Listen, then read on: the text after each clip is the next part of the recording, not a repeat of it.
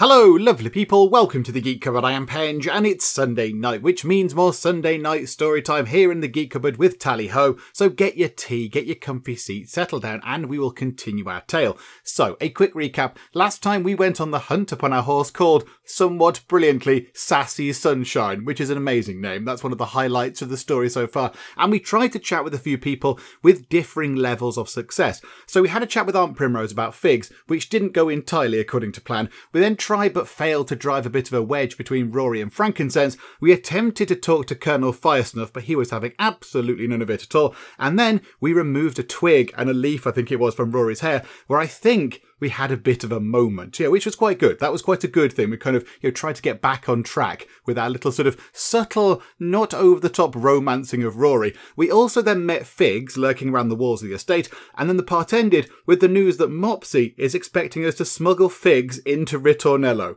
which I'm sure will all go absolutely fine. What could possibly go wrong, apart from all of the things? I mean, I'm sure it'll go absolutely swimmingly well. So here we go. Chapter 5 is called Dinner is Served. Let's dive straight in, shall we? I think it's rather decent of you to come here and help me like this, Fig says, petting his cat, Ochre. You sit at the edge of an uncomfortable and creaky hassock in Figs's cramped artist garret in Woodland Centre's High Street.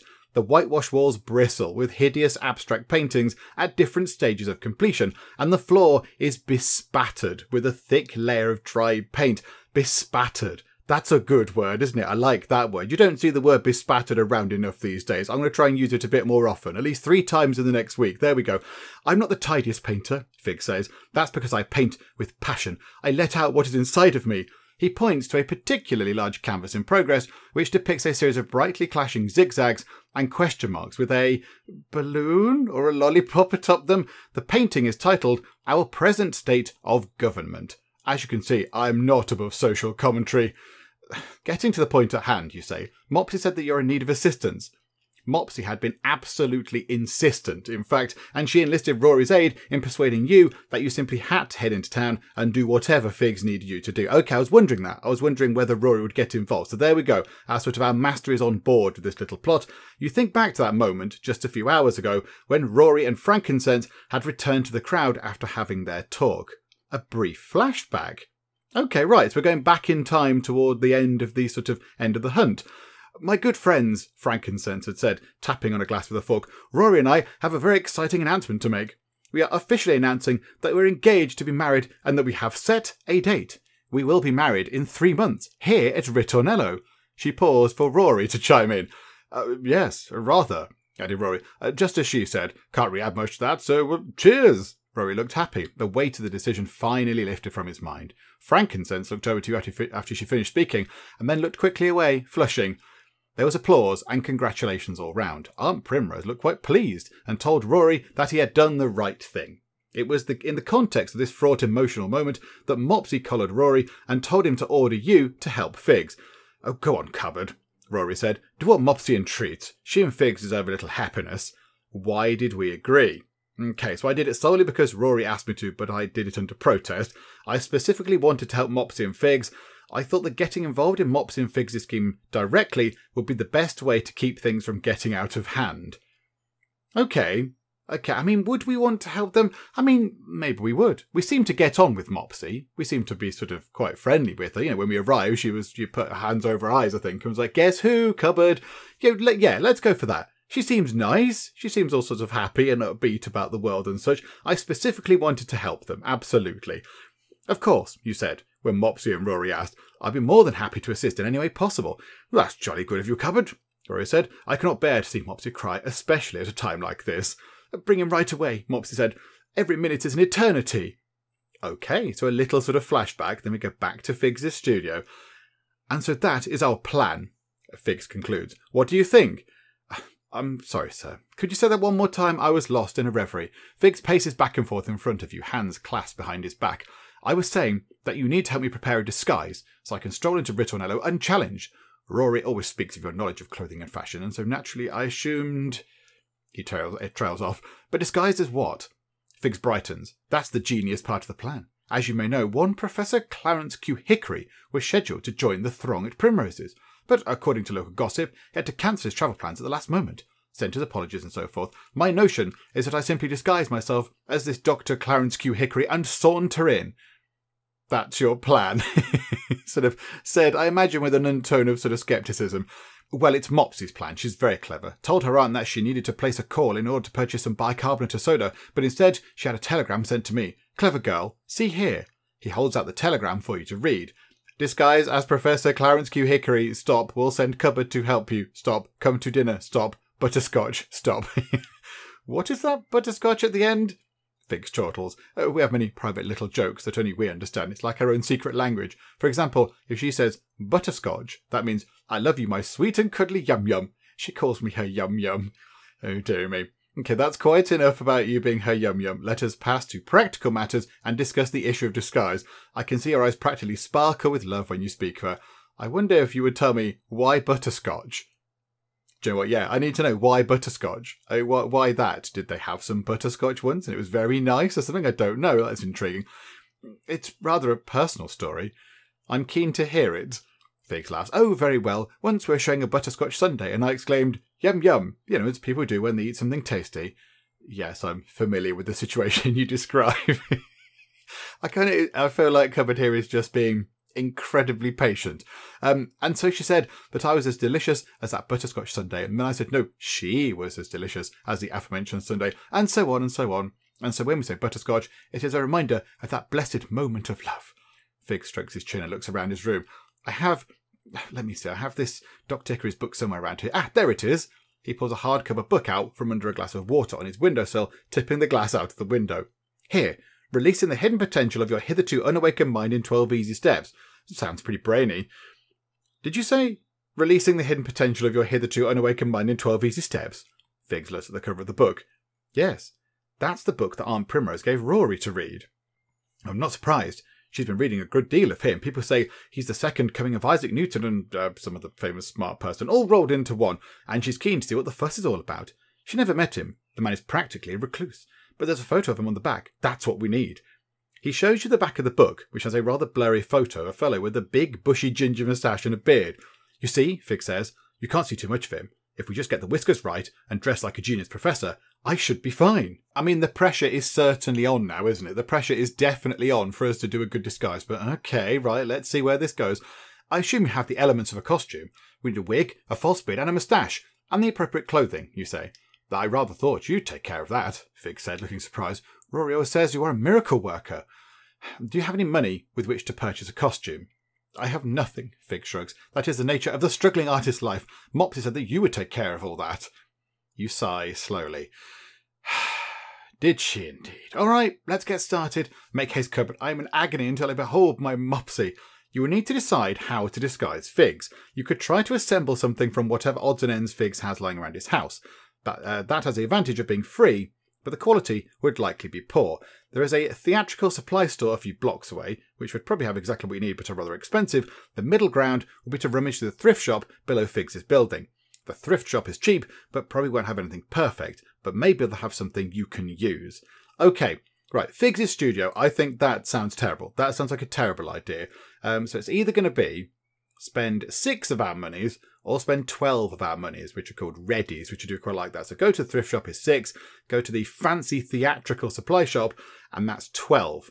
Okay, right, so we can spend 6 or we can spend 12. Now, a few people have pointed out, a few people have said that when we go into our show stats thing, it gives us a great big load of, obviously, stats about our character and, you know, various bits and bobs. And also it does show us our money. And a few people have said, can we go and look at the show stats bit? I'm kind of a little bit hesitant to do that. I don't really want to go and look at our stats because it might sway the way that we act. So if we know that we're very good at sort of dealing with, you know, things in a compassionate way, we might then start picking compassionate options because we know we're good at that kind of thing. And that might sway things a bit. So I'm not entirely sure how many readies I have left. I don't really know, but I'm thinking we don't want this to go horribly, horribly wrong. The only thing is I don't know how many readies we have. If we only have 15, and this is going to take 12 of them, then I'm not entirely sure. Hang on, right, what I'm going to do is we're going to very quickly check on the stats thing, just to see how many readies we actually have. Okay, so we have 56 readies, which is actually far more than I thought. So we used a little bit when we got on the train, but we saved a bit on the train because we didn't go first class, did we? We went second class. So we saved a little bit there. I think this requires, this requires proper material. So let us go to a theatrical supply shop. Let's actually spend quite a chunk of our money. So that'll take us down to, hang on, 56, take us down to 44 readies. Which seems okay. It seems okay. I mean, maybe this is a terrible mistake. I don't know. But let's go and do this properly. Otherwise, it's going to be a big disaster. And then we're going to get found out that we got involved. And it's all going to be bad. And people are going to be grumpy with us. So we'll try and do the best we can. Hurry back, cupboard, Fig says, picking up a full tube of orange paint and squeezing most of its contents onto a pigment-encrusted palette. I can't wait much longer. The days are like years, and vice versa. Elite Theatrical Whatnots and More is just a few blocks away, and you head there with purpose. A silvery bell tinkles, announcing your entrance into the well-stocked and festive-looking costumes in every imaginable size and shape. Fairy princess outfits, Sinbad the sailor suits, and ogre costumes all mingle on well-kept racks. Good evening, I'm Polly, may I help you? Chirps the middle-aged woman atop a ladder, stowing some hat boxes. She wears a costume of Pirate Queen, complete with a hat adorned with a skull and crossbones. That sounds like a very, very good hat. I like the sound of the hat. What do you have in a sort of professorial look, you ask? I need an outfit and a wig and a false moustache and a beard. She hops down from the ladder and sizes you up with a practised eye. For you, no, for a friend. About this tall and wide. I need something that will make people say, ah, this must be a well-educated gentleman, you say. Of course, let's see. Ah, here we are. Polly removes a costume from a rack and drapes it over her arm in one practice motion. This is our top of the finest line of costumery. We call this suit the Sultan. She presents to you a dark grey, wide-lapelled linen silk jacket in a tasteful herringbone, with buttery soft leather patches on the elbow. It comes with a fine white linen shirt and ivory trousers with 2 pleats. I think you said that, pleats, don't you? It is magnificent. There's a moment where you're convinced light is emanating from it, and a heavenly choir starts to sing as you gaze upon the perfect suit. Ah! You're lucky we have this. It was only worn once in a production of one of Bernard Shaw's lesser works to the community theatre. How much is it? Polly writes on a pad the words the Sultan and then under it a number. She pushes the pad over to you. It says 45 on it. An absurd amount of money. Okay, right. I denigrate the quality of the costume to try and get the price down because it does seem a bit steep. Because if we only have 56 monies, we can't spend all of our money on this suit. That would be bad. I try to act devastated and sorrowful at this price. To get her to agree to something more reasonable, I ask what else she has to offer me. Okay, right. How do we do this? I don't want to ask what else. This sounds perfect, but the only thing is it's too expensive. Either we criticise the quality of the costume and denigrate, another fancy word. Would she like that though? Because she seems quite proud of her work. If she's dressed in an outfit in this shop, she might be quite offended if we start criticising her work. Or try to act devastated and sorrowful at this price. Let's start blubbing. Let's try and turn on the waterworks, shall we? Come on, cupboard, we can do this. Oh, that's a terrible shame, you say softly, putting both hands to your cheeks and opening your eyes widely. Oh dear, says Polly, I hope everything's all right. No, it will be. It's just that I was supposed to, and he said to, and I didn't expect it to. You point to the price. I understand. What a dear you are. So sensitive. Most acting types are. You are gratified that you can feel a tear begin to form in your right eye. You look at Polly and will the tear to roll down, which it does. You consider making your lower lip quiver, but decide against it. The mark of a true artist is knowing when to stop. Well, I really shouldn't do this, but... All right, there you are. She crosses out the price and writes 30, a somewhat more reasonable price below it. Okay, right. This is still a sizable chunk of our money. I mean, there is the chance that we could ask Rory for something. We could try and get some more readies from somewhere. I mean, maybe Mopsy will pay us back or something. I don't know. I kind of feel like we need to do this. We need to invest in this. But then at some point later on down the line, we're going to have no money and we're going to have to bodge things, aren't we? Do you know what? It's fine. Let's do it. Let's do it. Let's go for it. 30 readies. That's quite a saving. That's a big saving on there. That's... What is that? 50%? I can't work out what that is. It's a good chunk of money off. It's a certain percentage off that's quite high. So, yeah, okay, fine, right. We'll buy ourselves a fancy, expensive thing. Now you mentioned a wig and a moustache, Polly says. It so happens that we are having a special offer at the moment. Buy one costume, get one professional set of hair-related accoutrements for free. How can you go wrong? What colour hair? Ginger, please. She goes to the bin. We have a lot of options. Do you want blinding auburn, ruby red, strawberry saffron? Metallic bronze, rich mahogany, burgundy stain, chestnut praline, aubergine? Just medium ginger, you say. I don't think we have that, she says. Finally, you are forced to accept a wig, beard and moustache and a rather fanciful and vibrant shade called Robin Redbreast and make your way out of the costume shop and back to Figs's place. Okay, right, so we have this. We're not even at the meal yet. We're not even at the sort of food thing. I really appreciate everything you've done, Cupboard, Figs says. It's all just as I hoped. It is? You say, surprised. Figs takes the outfit and steps behind a dressing screen to change into it, and you take a moment to collect yourself. Figs emerges, wearing the Sultan, as if in a daze. I didn't realise clothes could be like this, he says. It suits you very well, sir, you say. Indeed, the Sultan's understated yet perfectly flattering lines serve to make Figs look halfway respectable. How do I look, Cupboard? Could I pass this Professor chap in this get-up? If you are lucky, yes. Oh, I'm not lucky, though. He broods a bit, then brightens. But I have you. And you're about the luckiest person I've ever met. How should I comport myself in there, Cupboard? What do you recommend as a strategy? What is the secret of your own success at handling difficult situations? Above all, I would advise you to... Okay, crikey, we have many options. So he's saying, how do we deal with difficult situations? So, be unafraid to offer bold-faced lies without hesitation. One is usually more successful being wildly deceitful than by being careful. See, no, we've not done that really as such, have we? I think we've probably told a few little porcupines here and there, but nothing too bad. Act in a dignified and reserved manner, with attention to manners and proper behaviour. You don't want to stand out too much and attract attention. Okay, right, at the moment, I'm thinking that one. Better than the lying one. I like that. Be as silent as possible. Be attentive but not talkative.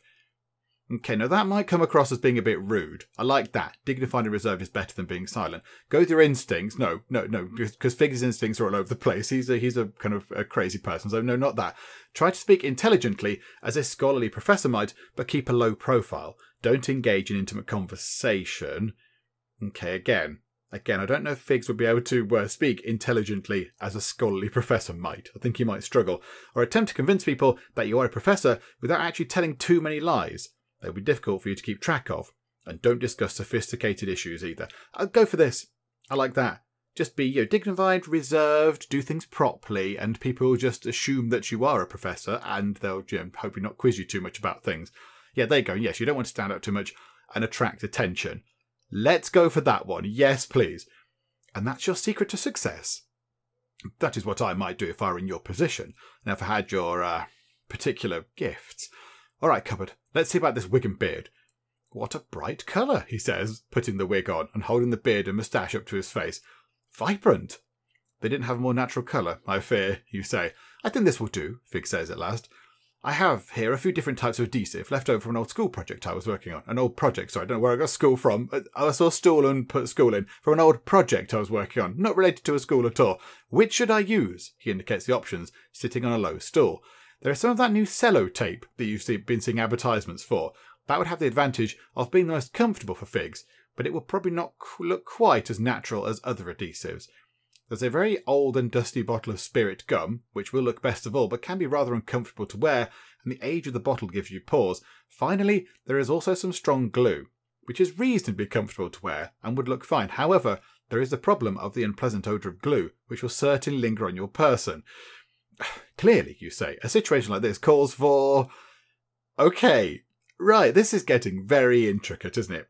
I'm thinking the spirit gum. I'm thinking we go for the one that looks the best. We've just spent a massive pile of money on a suit and a ludicrous beard kind of hair attachment. So if it looks the best, we'll go for that. Absolutely. Bottle of spirit gum. I don't really know what that is, but some sort of old type of glue that will look best of all. If we're going to go for appearances, we've spent a big pile of money on the outfit. Let's actually do what we can as the best for sticking his beard on. So yeah, spirit gum, please. We want to make sure this stays on, you say, patting the spirit gum on Figs' face lightly to mop up any traces of moisture on it. Then you apply more spirit gum and press the fake facial hair into it. It has an odd honey-like texture. Is it supposed to be this thick? No talking yet, you say. You lightly press the beard and moustache, letting it sink slightly into the gum to make it look more natural.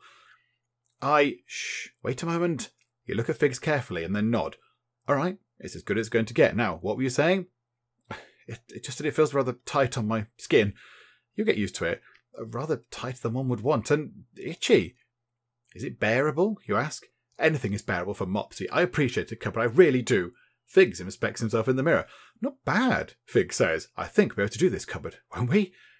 We really have to leave now, sir, or we will miss the start of dinner. It is hard to peel Figs away from the mirror, so taken is he with his appearance. You summon a cab and tell the driver to drive to Ritornello with all speed.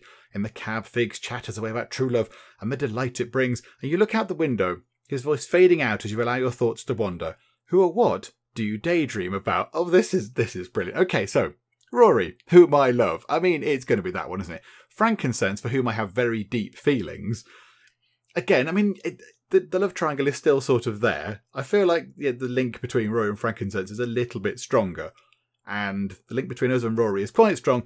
The link between us and Frankincense, I think, is the weakest sort of side of the triangle. But, okay, we'll stick with Rory. So Hayes, to whom I've become quite attracted, not so much. Not so much. I think it's more Rory at the moment. Valentine, whom I find rather compelling. I mean, no, not really. Not really. We've not gone down that route, have we? We can daydream about my desire for a vacation, the desire to be named to the inner circle of the Cadbury Club. Nothing at all. A good servant does not daydream. No, you have to have dreams. You have to have dreams and aspirations, otherwise you're just a robot. No, Rory. Absolutely. That's what we're going for. You mentally run through your favourite times with Rory, the ridiculous situations you and he have found yourselves in, the escapade with the jade statue of the chicken, the mix-up at the golf tournament, and, of course, that rummy affair with his cousins Boffo and Cookie. I want to know more about the jade statue of the chicken. Why is that a thing? Each time Rory found himself deeply in trouble, and you were always there to pull him out of it. But now you know that you want more. Then you think about Rory and Frankincense together, and it feels as though something has drained out of you, or perhaps your heart has been swapped with a rock. As you arrive, the cab is stopped by Fielding, one of Aunt Primrose's men, assigned to greet vehicles and be a presence at the front gate. Fielding, a stout and jovial chap, all sandy blonde hair and freckles, jumps up from the chair he was leaning back in and puts the book he was examining down on the seat. "Hello, Cupboard," Fielding says, grinning, peering into the cab. He waves to the driver, whom he appears to know from round town. "Who are you?" He peers at Figs. "Oh, says Figs. I try to smoothly respond for Figs, so that he doesn't make a mistake. Let Figs respond, as it will give him confidence. Come up with a distracting lie to make Fielding upset, and thus divert attention away from Figs. I think we'll introduce Figs. We need to get him in. Let's just get him in on the estate. So yeah, we will respond smoothly, as it's sort of our job, I suppose. The most effective thing to do would be to introduce them both, to give Figs a moment to gain his equilibrium. This is the world-renowned Professor of Psychology, Clarence Q. Hickory, you say. Professor Hickory, this is Fielding. My goodness, Professor Hickory, says Fielding. Yes, I am Professor Hickory, says Figs. I am Professor Hickory very much, and I'm glad to meet you. You seem like an upstanding young man. Fielding goes around to Figs' side of the car and looks at him very carefully, running his eyes over Figs' false beard. Is there a problem, Fielding? No problem, Fielding says. Just that Mrs. Patson said Professor Hickory was a genius. I mean, I'm not really one to understand psychometry or what have you, but I hear you are quite an expert, and I wanted to see what a genius looks like. Oh, Fig says, sighing, his body clearly relaxing. I hope you got a good look. You can read all about my genius in my books. I've written 14 of them. Some of them are real corkers. Well, everything seems in order, Fielding says. I've one of your books right here that Mrs. Patson gave me to look at. Sure is an honour to meet the author. Okay, so then we can say, I'm glad you're done inconveniencing us and making us late for dinner. Driver, drive on. I shall tell Mrs. Patterson of your excellent gate guarding. I must correct Fielding's improper use of psychometry. Was it incorrect? I didn't pick up on that. Okay, hang on. Let's be nice to Fielding. We want to kind of get him on our side. So I shall tell Mrs. Patterson of your excellent gate guarding. There we go. We'll be nice to him, because that might come in helpful later on. Butter him up now. Maybe he'll see something later on which we might be able to say, but we told the boss nice things about you. Can you let us off this thing? So there we go. We'll go down that. That means a great deal to me, Cupboard. Thank you. I'm hoping to get promoted this year. Well, have a good evening, Cupboard. Professor Hickory. And he waves the cab driver through. At last you pull up to the front entrance of the house and step out of the cab with Figs. I can't believe I'm about to see her, Figs says. I'm shaking. Remember, stay in character. Together you walk through the front hall and toward the dining room, where you can hear the guests are already taking their seats for dinner. The dining room's long rectangular dark walnut table is spread with vibrant autumnal floral centerpieces and silver candelabra with 3 white candles flickering in each. Swags of powder blue, rose and parchment hydrangeas and eucalyptus adorn the crystal chandelier, matching the colours of the charger plates. Not entirely sure what a charger plate is, but there we go. I don't know. Someone in the comments might inform me. Aunt Primrose sits at the one head of the table, directing footmen to bring out the first course. Across from her, at the other end of the table, sits Colonel Firesnuff, who is delivering a lecture to one of the underfootmen regarding the way boots are made these days. I kind of like Colonel Firesnuff. He doesn't like modern times. He likes things how they were done back in the old days. Hayes and Mopsy sit next to one another on the near side of the table as you enter. They're bickering over the salt cellar. Near them sits Inspector Ambrose, examining his silverware and impassively regarding you. Yes, of course, he collared us last time, didn't he? Didn't mention that on the little recap, but yeah, he heard us talking about stuff with the housekeeper. And I think we got away with it. Rory and Frankincense are sitting companionably close to each other on one side of the table, facing you as you come into the dining room. Rory lifts his glass to you as you approach. "Good to see you, Cupboard," he says. Frankincense gives you a winning smile. "I hope you enjoyed your walk, Cupboard. What a beautiful evening for it." Rory and Frankincense look at each other. "We do both enjoy Cupboard so much," Frankincense remarks to Rory, and they both laugh. Okay. "Hello, Cupboard," says Aunt Primrose, looking critically at a fork. Fig stops just behind you, gulping audibly. He says. "Go on, sir," I whisper. "I'm here to help." I step to the side, revealing the purported professor. "Look what I found during my walk," I cried. "No, we'll be nice. Go on, sir. I'm here to help." "I trust you, Cupboard," Fig says, stepping forward at a nearly imperceptible pace. "It's Professor Hickory," shouts Aunt Primrose, clapping her hands and jumping up to take his hands. "I had been under the impression that you decided to cancel your trip. Welcome, welcome. You're just in time for dinner." "Yes, I am Professor Hickory," says Figs, "and I am here at your invitation, Mrs. Patterson. Thank you for your hospitality." Inspector Ambrose clears his throat. "That is a fascinating outfit you have on, Professor. I'll make it something of a study to determine what a person is like based solely on small details about their appearance." Fig gulps audibly. "For example, I could see that you are a man of distinction. You are for a moment. Is that the Sultan?" Yes, it is," Fig says. "But how would you afford the Sultan on a university salary?" Inspector Ambrose ponders. "The only reasonable explanation is that you're an imposter, here disguised in the Sultan in order to appear respectable." Fig stiffens. "I'm only joking," says Professor Ambrose, but with a face that suggests that he is not joking at all. "That's quite enough," said Aunt Primrose. "Don't play guessing games with my honoured guest. Just look at him. You're making him feel self-conscious." Figs takes a big step backwards and looks at you. I'm not supportive at Figs and whisper a word of encouragement. "Good luck," I whisper, and then go and stand next to Rory, or I hold out a seat next to Mopsy for Figs to sit down in. Now, let's not leave him on his own, because that's going to end in disaster, isn't it? Do we either try and stay around him and make him stand up and keep talking, or do we just get him to sit down? Let's get him to sit down. He's clearly not overly comfortable with everyone looking at him. Let's get him sat down, and then there'll be less attention on him. So I'll hold out a seat next to Mopsy for Figs to sit down in.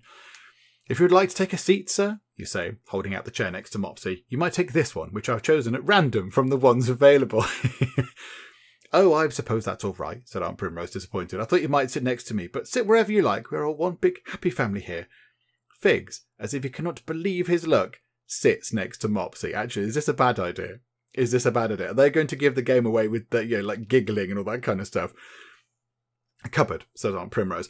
"If you don't mind, would you please help serve tonight? I hate to ask it of you, but I need one more well-trained server for such a large party. Thank you ever so." Mopsy turns from her annoyed conversation with Hayes to focus on Figs. She puts down her wineglass a bit harder than necessary. "Are you quite all right, Mopsy dear?" Aunt Primrose says. "You seem beside yourself." Mopsy stands up, and you see she has changed into a flattering black dinner dress. She wears 2 long knotted strands of pearls, which she fiddles with as she speaks, making an annoying clicking sound. She holds out a cream-coloured envelope to Aunt Primrose. "I have here a letter for you." There is a defiant note in her voice, and she looks toward Figs, who is dumbstruck with adoration of her every movement. "A letter for me?" Aunt Primrose says, taking it. "What do you think, Cupboard? Is it really proper to read one's correspondence at the dinner table?" "Okay, I would say no. It is considered somewhat gauche, madam. Among close friends and family, it might be permitted in extreme circumstances. I would hardly dictate to you what is proper at your own table, madam. Now, to try and get on her good side, I probably would say that. That puts her in a position of power, and she quite likes that, I imagine, because, you know, she's in charge, and it'll boost her ego and such. So I would hardly dictate to you what is proper at your own table, madam. Thank you, Cupboard. That is most thoughtful of you. I can't imagine my mother opening her letters at the table. We were required to sit at attention at all times, and if we dared to offer a single word, aside from in response to a direct question, we'd be rapped on the knuckles with a fish fork. Children now don't know how easy they have it. A fish fork, a special fork just for eating fish. Good grief. Easy indeed, snorts Mopsy. I insist that you open it. Oh, you insist, says Aunt Primrose, looking for a fish fork.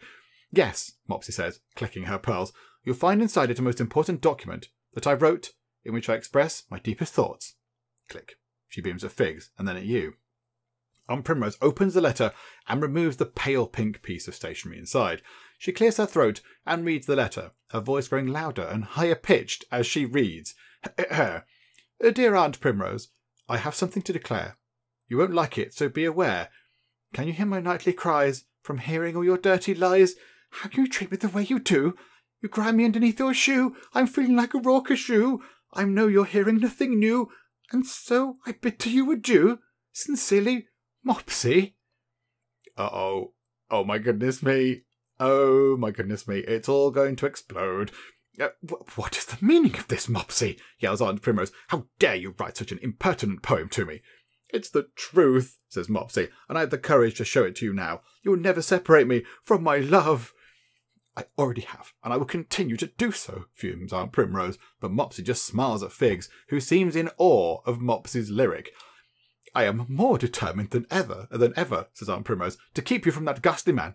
If he should dare footstep to my property, I will string him up from the rafters. I cannot understand why that man holds such an attraction for you. Figs looks horrified and begins chewing anxiously on his beard until you make a subtle motion to cease.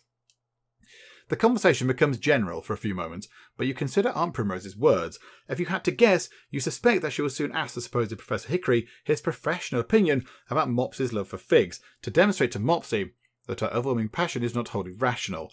Figs, of course, will have no idea how to respond, and will likely be flustered by the question, hitting home as it does.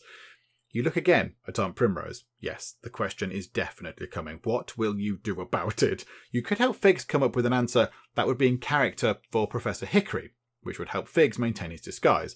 Or you could devise an answer that might sway Aunt Primrose's opinion about the possibility of marriage between Figs and Mopsy.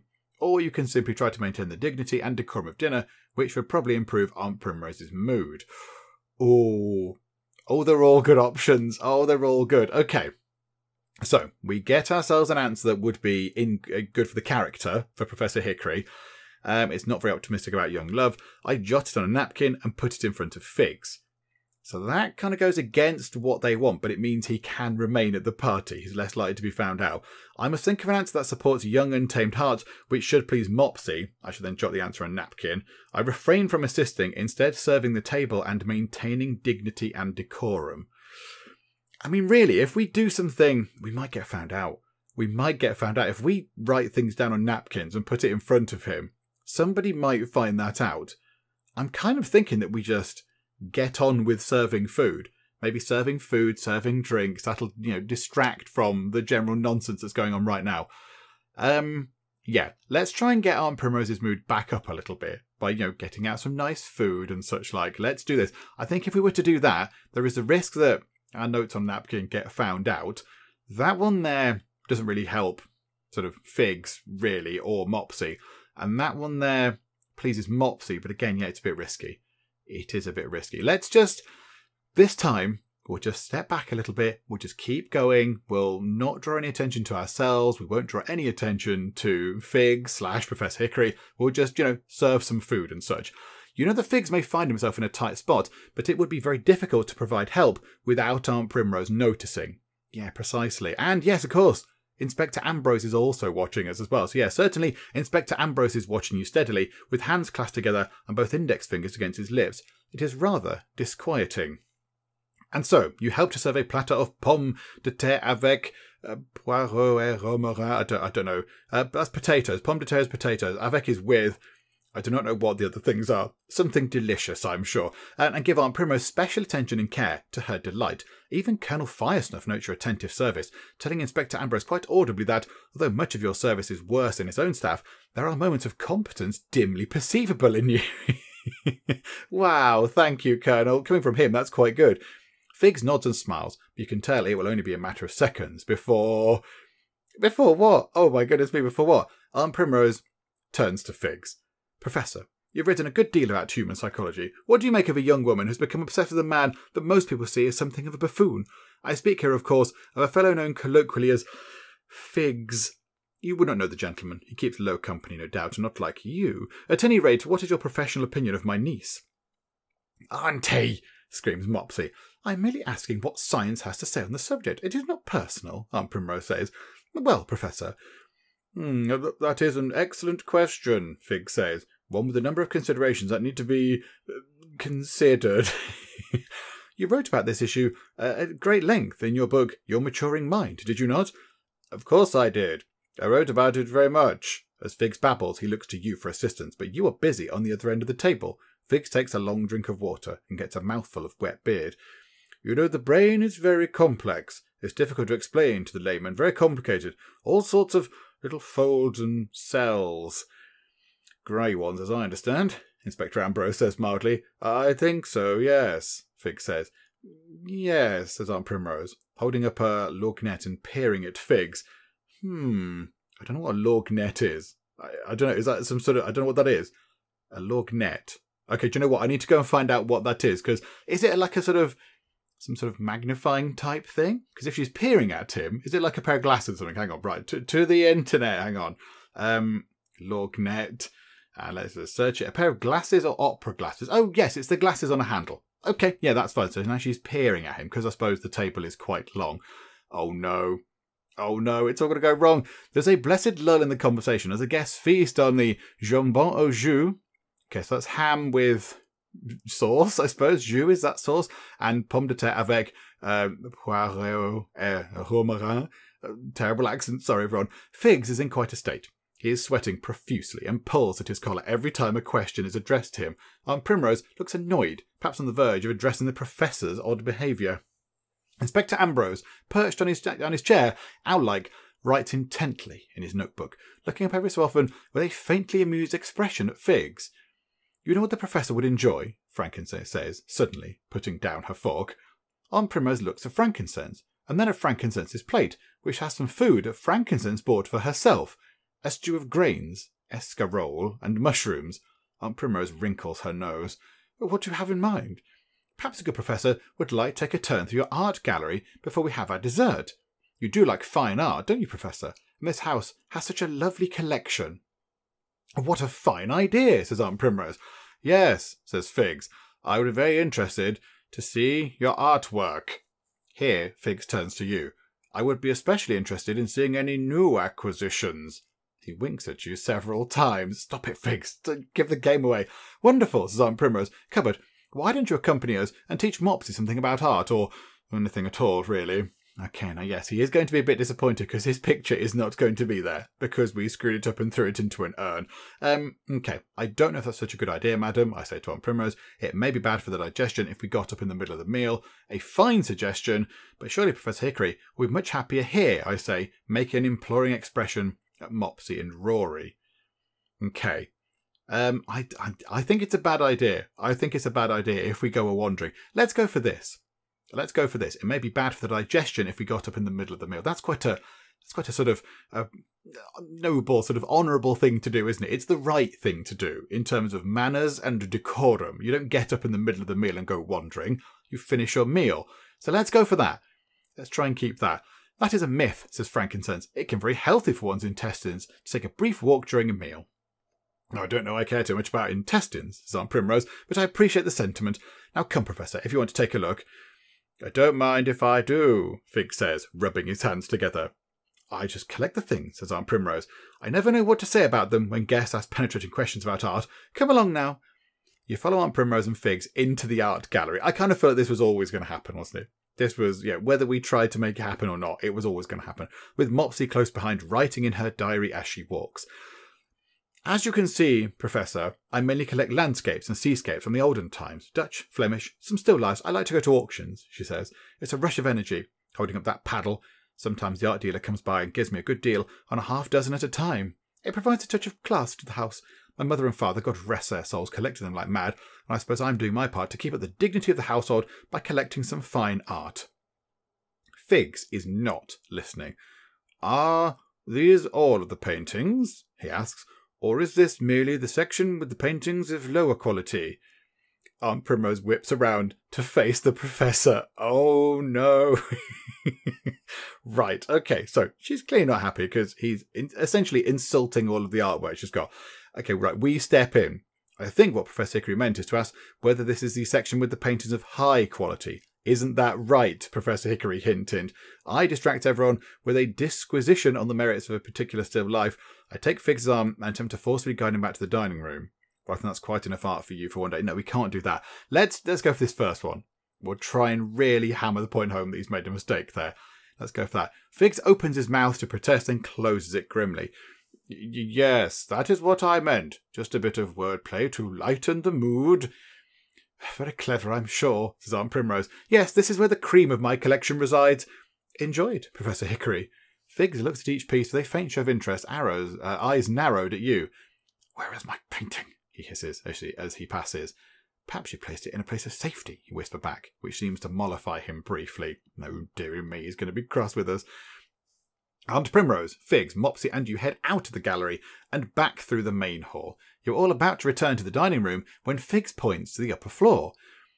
I notice you have some interesting pieces on the upper floor in the hallway as well, Mrs. Patterson, he says, hopefully trying to catch her eye. Oh, just a few trifles, Aunt Primrose says. A few watercolours, a few decorative urns, that sort of thing. Oh no, not the urns. But Figs is already running up the stairs and scanning the paintings to see if his is there. When he realises it is not, he scowls. I'm so pleased you are so interested in my little collection, says Aunt Primrose. Nobody else around here has a lick of class. Now this particular urn is very interesting. Oh no. Professor, if you were to take a look at this one, this is a nearly 5-foot-tall 19th century vase made of fine china with malachite and mother-of-pearl ornaments. It bears a scene from mythology. Not sure which one. One of those scenes with eagles and gods and that sort of tomfoolery. Figs barely casts a glance at it. Mopsy droops, saying, Auntie, nobody wants to see your urn. Then you see Mopsy look inside the urn. Oh no, she says, trying to reach inside. There's something in here. I can't get it. Oh dear. Right, okay, right, we need to stop her getting that. We need to stop anybody getting that. Right, so why didn't you leave that alone, Mopsy? I'm sure it's nothing important. Really, are you sure? I will examine the situation if you would kindly stand back, or, excuse me, Mrs. Patterson, but I fear that Mopsy may damage your objet d'art. Yeah, let's try and get Primrose on it, and she can tell Mopsy off. So we're just sort of, again, doing the proper thing. We're not taking charge of the situation. We're letting the lady of the house take charge. We'll go down that route. Mopsy, what are you doing? Nothing, Auntie, and there's some garbage in your own. Well, we can't have that in there. It's disturbing me. Who's going to do the honours? My arms are too dainty, declares Mopsy. I can't reach it. I'm not good at anything. Oh, hang on, it's Figs. I'm not good at anything that involves reaching into things or picking things up, Figs says. I'm certainly not going to do it. That leaves you covered. You're the lucky winner. They all look at you expectantly, and you ponder what to do. Oh, dearie me. Okay. I get Aunt Primrose to see that it is not worth risking damaging this lovely urn to try and extract it. I think of a way to destroy the canvas as I extract it. I agree to go on tiptoe, reach in and retrieve the canvas. Let's try and convince Aunt Primrose that she doesn't want to damage this thing. Because I think she might go for that. Given that she's had a lovely time, we've been flattering her over dinner and all that kind of stuff. Maybe she will go for that. Mrs. Patterson, as you know, this is a charming one-of-a-kind urn. It would be a shame if it were chipped, or even worse, cracked, in the process of trying to extract the item. But I will know it is there. It will haunt me every time I pass it. I really must advise against it. It would seriously affect the value of the piece. That is a telling argument, and Aunt Primrose wavers. I would be happy to help arrange for an urn specialist after the Harvard Festival. You'd only survive the presence of the foreign object there for a short time.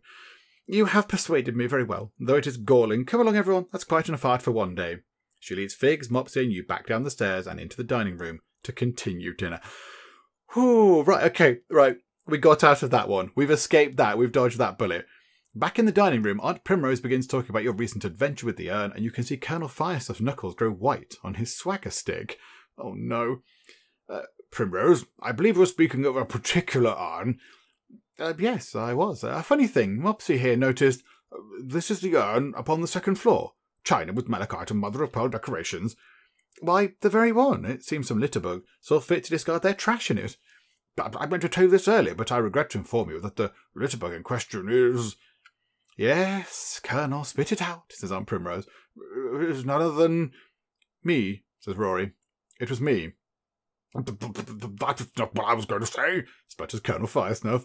Rory, I'm surprised at you. Tossing trash hither and yon? I thought it was the trash bin. Terribly silly of me. It's more than silly, it's positively moronic, says Aunt Primrose, shrugging. Cupboard, you really ought to ensure that he is closely watched.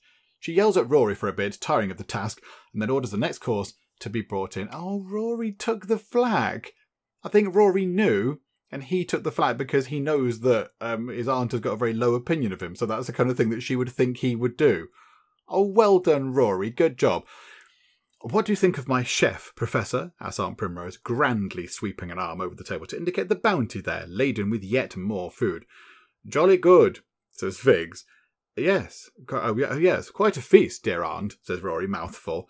Sample the soup de tomate, Aunt Primrose says to Figs, motioning to indicate the steaming bowl in front of him. Go on, take a good long whiff. My chef is a wizard with tomatoes. It smells just like tomatoes, Figs says, after inhaling the aroma long enough to please Aunt Primrose. You know, that reminds me of a humorous anecdote which happened to me just the other day. I was talking to some of the professors at that prestigious university where I teach. Could you remind me which university that is? Hayes asked. Oh, you wouldn't have heard of it. As I was saying, I was talking about psychology and the brain, and I don't care for our nation's institutions of higher learning, says Colonel Firesnuff. As for me, I say it's best to learn from life. You learn more in hunting blind for 1 hour than you do a whole year of university. I'd like to hear what you have to say to that, Professor. As everyone turns to Colonel Firesnuff, you notice Fig slapping both hands over his face, over his false beard. You can see from your position that the beard has started to detach itself from Figs' face, no doubt aided by the steam from the tomato soup. Figs holds onto his beard in a blind panic, then yelps as the whole thing begins to dangle off his face at an oblique angle. Nobody has noticed yet. Oh, this is wonderful. Okay, right, so his beard is hanging off and dangling over his soup. I create a loud and raucous diversion by announcing that I will now provide some entertainment for all with juggling and singing. I reattach Figs' beard under the pretense of admiring his thick facial hair. I distract everybody by starting an argument with Colonel Firesnuff while Figs fixes it. I mean, none of these options are great, are they? I don't think we should try and reattach his beard under the pretense of admiring his thick facial hair, because that might seem a little bit unbecoming of a manservant. Do we say we're now going to provide some entertainment with some juggling and singing? I mean, can we juggle and sing? Well, no idea. I don't want to start an argument. Let's try and... This is very silly. Right, let's go for this one. Let's do some juggling and singing. Ladies and gentlemen, you say, if you could all give me your attention, I would like to provide some dinner entertainment. Can't it wait? Aunt Primrose says. There'll be parlour games after dinner. No, it can't wait, you say, as Figs works to reapply his beard. Okay, I try a simple, mildly amusing feat of juggling, to give Figs a bit of time. I try a difficult, engaging feat of juggling and balancing, giving Figs some time to fix most of the problem. I try a very challenging, riveting feat of juggling, balancing and singing Indian love call, giving Figs time to fix his beard perfectly. If we're going to do it, we might as well do it properly. If it goes wrong, at least we're going down, doing the best thing. We shall go down in a blaze of glory. Here we go. You reach into a bowl and pick out a green apple, a brown pear, and 3 vegetable marrows. Observe the skill with which I keep these foodstuffs aloft in defiance of gravity while standing on 1 foot, on tiptoe, and sing the entirety of Indian Love Call. Can't be done, scoffs Colonel Firesnuff. Not in a million years. You have my completely undivided attention, says Hayes. You stand on 1 foot, on tiptoe, and begin. Trilling the quavering notes of Indian Love Call. I don't know what that is, by the way. I'm not entirely sure. Indian Love Call, while on 1 foot and juggling 5 items, will be a difficult feat on the best of days in ideal circumstances. Tonight is not ideal, as Colonel Firesnuff thumps on the table and compares your performance unfavourably to one he saw only recently in... Natal, possibly? I don't know. Regardless, you manage to keep the apple, pear, and 3 vegetable marrows aloft for several seconds until they all fall one after the other onto the table, 2 of them into Figs' soup bowl, making 2 successive and very dramatic splashes of soup. I'm terribly sorry, you cry, and put a napkin to Figs's face. He turns around and, under cover of wiping away the tomato soup, works on his beard. Ah, yes, okay. How clumsy of you, bellows Aunt Primrose, fishing the other apple out of her brandy snifter. Rory is laughing outright, and Hayes is actually pounding on the table in helpless, gasping merriment. Inspector Ambrose lightly plucks one of the pears from the table, examining its bruised surface carefully. Frankincense smiles gently at you. You meant well. I appreciated the entertainment. Okay, Rory is laughing, that's good. Are you all right? Mopsy shrieks. Are you scalded? Pour some milk on it. I'm fine, Fig says, in a tone of great annoyance, turning round. The beard is now in place again, although Fig's outfit is splattered with specks of tomato soup. No, not the fancy outfit. Fig sits miserably for a few moments, trying to hold himself together, but you can clearly see that the affair with the beard has elevated his stress and general nervousness to the point where he is unable to maintain his disguise.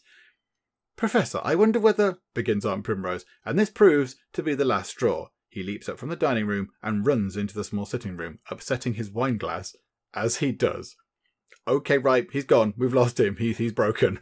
You follow Figs into the sitting room, where he jumps behind a Chinese ornamental screen and begins furiously tearing his costume off. Don't rip it, though. Don't rip it. It's very expensive. We could sell it back. I gave it a good try, but I really did. There were 1 or 2 moments where I thought I did well, but this whole affair simply isn't working. Perhaps a clever man could have made more of this opportunity, but I don't think I am that man. He puts his hand to his wig and beard to remove them. Gently, sir, if you... He pulls them off with one swift motion, which pulls out some of his hair and a bit of skin. Ah! He screams. He throws you the wig, beard and costume, which you catch instinctively. Then he opens the window and steps outside. I'm retreating, cupboard. I need to collect myself and think of a new plan. Farewell! And, wearing only a pair of long red underwear, he jumps out of the window. There comes a knock on the door, and then Aunt Primrose's voice. Professor Hickory, did I just hear you shout, ah? Yes, I say, by which I meant, yeah, that was a wonderful meal. I got a splinter. I'm fine now, I say. No, that must have been your imagination, I say. Okay. I really don't know what to do. It's all spiralling out of control. Dear. Well, let's not say it must have been your imagination, because she'll say no, because she's quite strong-willed. She'll say, no, it wasn't. Tish and Piffle, you're talking nonsense. Let's go down the first one. That was a wonderful meal. We'll go for that. You sound so strange, but I'm glad you're enjoying yourself. Won't you come out and rejoin us? I seem to have developed a cold, which is affecting the sound of my voice, you say, playing for time. If Aunt Primrose opened the door and saw you with Figs' costume, she would know that you have been party to deceiving her. You cannot have that. You lock the door and then quickly change into the Professor Hickory outfit, plop the wig on your head, and use the remainder of the spirit gum you have in your pocket to reapply the beard.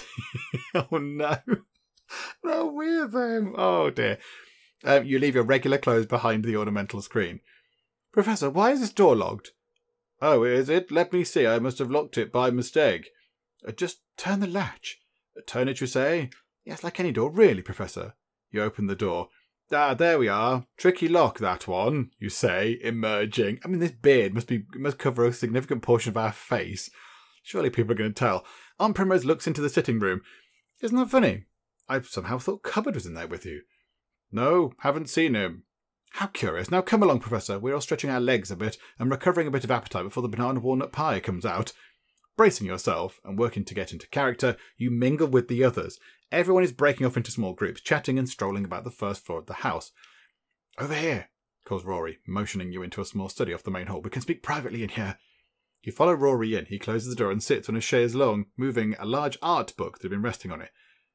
It's all right, Figs. We're alone. You can drop the character for a moment. Good gracious, that is one awful beard. You know that, don't you? I'm sure you do. For a moment, you are terribly confused. Then you realise that Rory thinks you're Figs. Of course. Okay, so I must correct you regarding the name Figs. I am Cupboard.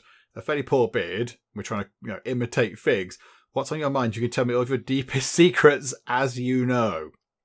Oh, that's very tempting. No, we're going to be, let's do it properly. Let's do it properly. Let's do what needs to be done. I don't think Rory would tell Figs his secrets anyway. I don't think that would work. Let's tell him that we are who we are. There we go. But Rory talks over you as you attempt to correct him. Yes, Figs, I'm sure very excited to tell me all about how much time you've got to spend in Mopsy's proximity, but to be perfectly blunt with you, I'm going to hear about that for hours on end from Mopsy, so I just as soon cut that particular part of the conversation a bit short. What say you? Yes, however, let me get right to the point, Rory says quickly. I need your advice, as a dear friend I've known since our school days. Oh, how I laughed to remember how I first met you. Do you remember that moment, Figs?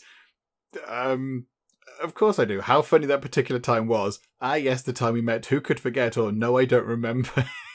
We can't say no, I don't remember, because that'll offend him. Let's just say it was really funny. Oh, it was funny. Rory frowns. Well, I wouldn't exactly call tripping and falling on my back from the candy store funny. I broke my arm in 3 places. I didn't exactly mean funny. It was terrible. I couldn't dance the American-style hoedown square dance theme party. I sat on the side and looked around crying. I don't really see how that's funny. Rather puts me out to think that in your memory your sad, most traumatic of experiences funny, but I suppose that's neither here nor there. Oh dear, that didn't go very well either. Rory takes a deep breath and then proceeds. Simply put, Figs, I have developed feelings for cupboard. He's telling us anyway. Oh gosh. What do we do? What if he finds out that we are covered? What if he works it out? That's going to be really bad. Okay, he's developed feelings for us, but he doesn't think he's talking to us. Warm feelings. I say this to you because I know that, more than anyone, you understand that in matters of the heart, one can only follow. What do you suggest I do? You begin to flush slightly in spite of yourself. You know that, of course, that Frankincense and I have announced we are to be wed. You see the complication. Come now, give me your advice. What should I do? I value your opinion highly. Okay, right. So I convinced Rory that he should act on his feelings for cupboard. Tell Rory to remain true to Frankincense, or, noting how upset Rory is, I recommend doing nothing at all, instead letting his emotions cool for a while. I mean, this is a glorious opportunity, but then if he finds out that was us, then it's going to be bad. Do we just say don't do anything, or do we go for it? Do you know what? Again, like we said earlier, let's go down in a blaze of glory. There we go. I'm not at all surprised by your admission. Cupboard always struck me as an incredibly desirable person, you say. Really, says Rory, but what about Frankincense? Oh, yes, Frankincense, of course, you say, but you must do what your heart tells you, and you are not, after all, married yet. I'm not. Oh, yes, I'm not, that's right, I'm not. Rory speaks slowly. Oh, sorry. I'm not. Oh, yes, I'm not, that's right, I'm not. Rory speaks slowly, as if in dawning realization. I'm not surprised in the least that you've developed these feelings. Frankly, I'm surprised you haven't acted on them sooner. You've certainly given me a lot to think about, Figs. You certainly have a pithy way of putting the matter. Desirable, you say? You and Rory spend the next several minutes discussing the finest aspects of your character, omitting few if any details. Then you walk back to the dining room together, with Rory muttering to himself. Oh, this is getting all sorts of daft. Several minutes later, you find yourself sitting at the dining room's table, trying to keep your beard out of your mouth as footmen place a slice of delicious-looking banana walnut pie in front of you. Professor, this is my chef's famous banana walnut pie. It is a decadent treat. Please do enjoy. I had it made specially for you.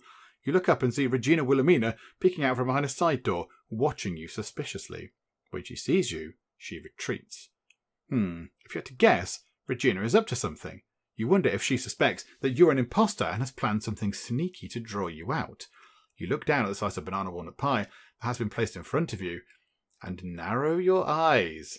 Go on, Professor, don't be shy. Dig in, as they say these days, titters Aunt Primrose, picking up her own fork. Ah, okay, so the housekeeper, who is certain that there is something suspicious going on around the place, has possibly given us a bit of pie that is potentially somehow poisoned or, laced with some sort of sleeping draught or whatever. So we can eat it politely. We can explain that we're stuffed. I pretend to eat it, but instead stealthily discard it on the floor. Let's try that, and hopefully if somebody sees, we can say, oh, I dropped a little bit, or something like that. We'll go for that. You say, pretending to eat the pie. This is scrumptious. You wait until nobody is looking, and then deposit a chunk of pie under the table. Isn't it buttery and flaky? Which is a hint of allspice, Aunt Primrose says. That was the first thing I noticed, you agree. The exotic savour of allspice. You feel like you were doing a rather good job of discarding your pie when you look up and notice Inspector Ambrose looking at you with a strange expression. People throw food on the floor for many reasons, he asks, in an agreeable voice. Sometimes it is their nation's custom. Sometimes they wish to feed a pet. Sometimes they wish to do something devious. I do not know which of these best describes you, Professor Hickory. I merely offer it as a topic of conversation. Are you throwing your pie on the floor? Aunt Primrose says, horrified. No, not at all. I am, however, a rather messy eater, you say, standing up and backing toward the front door. Well, pip, I'm off. Might catch a train. "Stop him!" cries Regina. Unfortunately for her, she trips over Colonel Fire's swagger stick, and you manage to run out the front door, climb into the side window, remove the beard, change back into your own clothes, hide the Professor Hickory costume behind the curtain, and return to the dining room, where you stand quietly by the door. "Oh, cupboard," says Rory. "How long have you been standing there?" "For a good long time," you say. "Did you not see me?" "Oh, not at all. Cupboard, this is terrifying. People are saying a criminal is on the loose." "I'm sure there is nothing to worry about, sir." Regina storms through the house, furiously claiming that a dangerous impostor has just gotten away, while Aunt Primrose clutches at her chest and says, "Mercy me!" It seems like a good opportunity to go downstairs and have your own dinner in the servants' dining room. Just to get out of there. A few minutes later, you seat yourself at the servants' dining table adjacent to the kitchen. The servants' dining area has little to attract the eye. The only decoration, an old devotional painting rejected from upstairs, the subject barely visible through layers of cracked and yellowed varnish. Most of the furnishings, like the plain oak table or the rough-hewn chairs, are refurbished pieces from second-hand shops. While the room is plain, it is filled with laughter and lively conversation. Many of the household workers are enjoying a well-deserved meal and a moment's rest after the dinner service, and the footmen hang their jackets over their chairs in a striking display of relaxed casualness. Chef Beauregard serves a leftover food from dinner upstairs, as well as some rustic ham, carrot, spinach, and pea quiches with chèvre, whatever that is, I don't know, some sort of drink possibly. Valentine, hello Valentine. Valentine pulls up a chair next to yours, and she helps herself to a very large slice of quiche. Then she takes another large slice and puts it next to the first one. Valentine nods to you, then begins chatting with some of the second-floor maids about the events of the day, telling a few off-colour jokes. She gobbles up several helpings until finally defeated by a goblet of chocolate mousse. "Ugh," says Valentine, leaning back and putting two hands on her belly. Chef Beauregard, on your other side, pours himself a glass of wine and takes out a leather portfolio caked with flour. Oh no, he's got a French accent. A French accent so thick it is difficult to make out. "So," he says in a French accent, so thick it is difficult to make out without full attention, although you know for a fact he's lived in England for over 25 years. "The boatress at the Harvest Festival." It's all gone a bit hello. "She is to be taking place tomorrow, no? Who would like to make the race plus intéressant? More interesting. Who would like to place le wager?" Le wager. He pronounces wager as if it rhymes with dagger. Okay. Don't make me do that accent game. He pulls out a chart from his portfolio, which indicates a number of people from the environs who have placed bets for the upcoming race. Several of the servants make a small wager with Chef Beauregard, who notes down their bets carefully. "Ah, cupboard," he says, wagging a finger at you. "You are looking forward to the buttress, yes?" "It is always a highlight of the festival," you say. "And I hear from, what is the word, the vine of the grapes, that Mrs. Patterson has put together a strong team. I hear Scrubs will be coxswain of the team. She will be extraordinary." Scrubs? A nickname. Oh, this is a lot of text doing this terrible accent. A nickname only. Bitter Scrubbers, no? Well, perhaps you don't often, of course, to go visit our fine laundress. He says, laundress. He says laundress, as if it rhymes with undress. With their experience, our team will be... He can only express how the team will be by kissing his bunch fingertips. We've got a classic stereotypical French person here. But Colonel Farson's team is always strong, and we must not discount the police boat, led as usual by Deputy Ardcastle. Then there is the court-winners team, all quite aged and long-bearded. They might be safely discounted. They have never come in other than last place in decades of racing. They are rather a confused lot. I see. He leans forward conspiratorially. I even heard it claimed that you might be asked to row as well. Me? Is a rumour going about, but tell me, purely out of black curiosity, what is your rowing technique? Okay, my rowing technique? Okay, right, I don't know. I think of rowing as more an intellectual pursuit rather than one of strength. Rowing is a game of dirty tricks and deception. There's no place for finesse or manners in the cutthroat world of rowing. My raw strength will carry the day. In rowing, one must pay attention to nothing but pulling the oars through the water.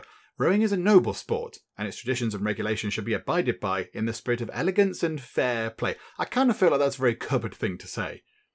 That's a cupboardy thing to say, but rowing is more of an intellectual pursuit rather than one of strength. That's also a very cupboardy thing to say. Let's go for that. Because I don't picture Cupboard as someone with a lot of raw strength. I don't picture them as someone with big hench arms going on. They're kind of more brainy, so it's more of an intellectual pursuit. Rowing is all about the mind, you say. You must outsmart your opponents. Is that so? Says Beauregard with great interest. Scrubs will be fascinated to hear that. I'd like to change my bet, says one maid. No, changing your waggle. Wait a moment. This may affect the odds. Beauregard starts doing sums on a piece of scrap paper. What is going on here? The imposing voice of Carlington, the butler, rings out from the doorway. Beauregard, are you taking bets? I distinctly ask you not to do so in this house. He steps forward into the room, followed by Regina Wilhelmina, her housekeeper's keys jingling at her side. I am most certainly not, says Beauregard, in an affronted tone, clearing his flower-dusted portfolio off the table with a practised sweep. I hope you all had the decency to refrain from gambling in Mrs. Patterson's virtuous house. Carlington fixes you with a steely gaze. Now all of you please find somewhere else to be. I have some very important business to conduct with Cupboard, and with you, please. Valentine, is it? Yes, you both stay. Everyone else, back to work, if you please. He makes a motion of dismissal, and everyone beside you and Valentine take their leave. He stands at the head of the table, hands on the back of his chair, with Regina flanking him. Valentine looks absolutely terrified. What is your attitude? Okay, so do we try and comfort her? Hand on her shoulder and whisper a word of comfort. Give Carlington my full attention and have a respectful demeanour.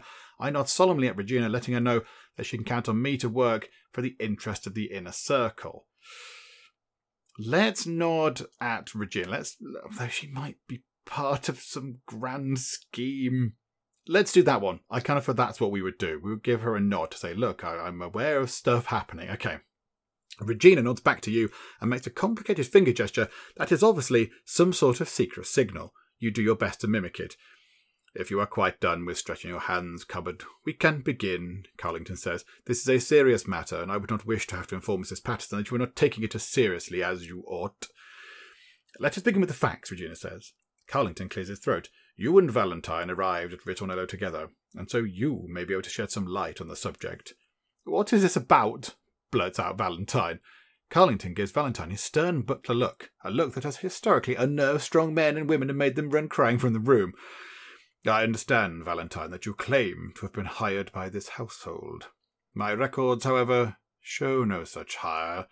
That can't be right, says Valentine. I've examined all of the records in great detail, and your claim that Mrs. Patterson hired you is false. You are here under false pretences. What do you have to say for yourself? Carlington asks. It's a mistake, says Valentine. I was hired, I was. Carlington takes a step back and clasps his hands together in thought. I would not wish to dismiss an employee without cause, if this is simply a matter of misplaced paperwork, he says. Nevertheless, I would have heard of any new hire. I did not hire you. You must admit the situation is rather suspicious, especially considering that the sneak thief known as Light-Fingered Lou has been known to be burglarizing estates in the area. I ought to dismiss you at once and summon the police. Yes, we will alert the proper authorities, says Regina. She gives you an arch look that lets you know the proper authorities certainly means the inner circle, not the police. Okay, so Carlington is not part of this. So Regina and us are working on this kind of thing of the inner circle. Carlington is not. He's not in it. Okay. Valentine looks horrified and sinks low in her chair. I want to be clear that it is thanks in part to Cupboard's timely informing me of certain deceptions on the part of Valentine that alerted me to the issue, Regina says. I don't wish to claim all of the credit. Valentine fires a crushed look at you, and you can see that she is starting to cry. You're obviously a dangerous and treacherous individual, says Regina to Valentine. Putting that kind of inflammatory characterization aside, says Carlington, darting a look at Regina, our course is clear. But haven't I been doing a good job? Valentine squeaks. Your service has been adequate for someone in service for a single day. This is not about your service, says Carlington. It's about justice, says Regina. No, it is about proper paperwork, says Carlington, clearly frustrated at Regina. You look at Carlington and Regina and then at the quietly weeping Valentine. Okay, so we have some options here. Okay, this is interesting. So these now require some of our stats. So yes, this one here requires 55 renown. We can do that. This here requires 55 invitation. We clearly don't have that. We do not have enough invitation statistic to do that. So I pledge to Carlington on my honour that Valentine is innocent and should be kept on. Well, I don't know that. I don't know that at all. Make an appeal to Regina to trust me there is no harm in keeping Valentine. But we can't do that. I acknowledge that Carlington and Regina are doing the right thing in rooting out this interloper. My face clearly shows my displeasure with their judgment, but I say nothing. Okay. Now, for all we know, Valentine is the thief. She sort of came in and is the thief. But I don't know. Do we want to... Is she innocent? We don't know this. We don't know that she's innocent or not. We have no idea. As far as we're aware, she's just some sort of very badly trained sort of, maid. But she could be a super sneak thief. Or acknowledge that Carlington and Regina are doing the right thing. Say, yes, okay, you're doing the right thing. Oh, my face clearly shows my displeasure. But I say nothing. So I don't like what they're doing, but we don't do anything about it. Oh, this is really tough. This is really tough, because I'm not sure. I don't know if Valentine is who she says she is or not. I really don't know. Do you know what? Let's put our faith in Valentine. Let's just say, do you know what? Valentine is innocent. They should be kept on. Because if she is some sort of sneak thief, she could have done everything whilst people were out at the hunt. She could have gone around everybody's rooms, gathered up all their things, and then just legged it off the estate. So, I don't think it is her. And I'm willing to be corrected later on in this game. At some point it's going to turn out that she probably is a sneak thief after all. But I think right now, let's just pledge to Carlington, on my honour, that Valentine is innocent and they should be kept on. We have enough renown to do this, so it seems a shame, to have this particular skill and not use it. So let's do that, shall we? I think you know me well enough, you say. You know that I have some small reputation among those in service. I do indeed, responds Carlington readily. I don't deny that. I ask simply that you trust me. Valentine has clearly made some sort of error in understanding how to apply for this position, but she is not dangerous or wicked. She is confused and wishes only to serve. I see, Carlington says. The big clock ticks in the servants' dining room, each second seeming to echo shatteringly through the room. After weighing this situation quite carefully, I have come to a decision, says Carlington at last, clasping his hands behind his back. Valentine wipes her eyes and waits. Valentine, I have decided that you are on probation until we sort this matter out. I believe that there is a possibility that this could all be a misunderstanding, but I do not wish to punish you if that is the case. You may stay on for the time being, but you are not to go upstairs. You are to remain confined to the servants' area unless I give you express instructions otherwise. Do you understand? Yes, says Valentine. Good. Now it is late. Oh no, hang on. Now go to bed. It is late. Valentine heaves a sigh of relief. Thanks, she says. Probation isn't so bad. Probation's practically the same as being cleared of all the charges. Not precisely, says Carlington. Why don't you head to bed now before you talk yourself into further punishment? Oh, Valentine, just be quiet and go, would you? All right, says Valentine, dashing off to the bedrooms. You bid a good evening to Carlington and Regina, and then, glad that all complications have finally been dealt with, you head back upstairs to prepare for what is sure to be an uneventful evening. Yes, I'm sure nothing will happen across the entire evening, and yet all complications have finally been dealt with. Okay, next chapter is called Mischief in the Moonlight, which sounds very intriguing indeed. Well, there we go. I mean, an awful lot happened there. That was wonderful. That was very, very daft indeed. I did like that. I like the fact that we had to go and then pretend to be the professor guy. I didn't see that coming at all. I thought he was just going to run out the window and everyone's going to go, oh, he's ran out of the window. That's a bit crazy. Isn't he an eccentric sort? But the fact that we then pretended to be him and then got got a private audience with Rory who thought we were Figs and then convinced Rory as Figs that Rory should act on his feelings for Cupboard, which is us, but he didn't think he was talking to us. Thought he was talking to Figs. That was really good. That was very, very good. So there we go. I mean, I think this was quite long. This was quite a long chapter, but there we go. Never mind. So, yep, next chapter, Mischief in the Moonlight. Let us see what happens with that. But yeah, we'll finish up for the moment, of course. Hopefully you have enjoyed this. If you have, please do leave a like. That would be very, very lovely indeed. And also, if you're not already, then please do subscribe to keep up to date with how we get on here next time out in Tally-Ho. But for now, thank you very much for joining me in the Geek Cupboard, and I will see you next time. These people are eating the tables. They're just devouring the tables. They're so hungry. There's no atmosphere at all. Were you sat in the car park? Are you sure you came to the right place? Mein Knien staan in brand. If you want to order meatballs made of snails, you need to be really certain about this.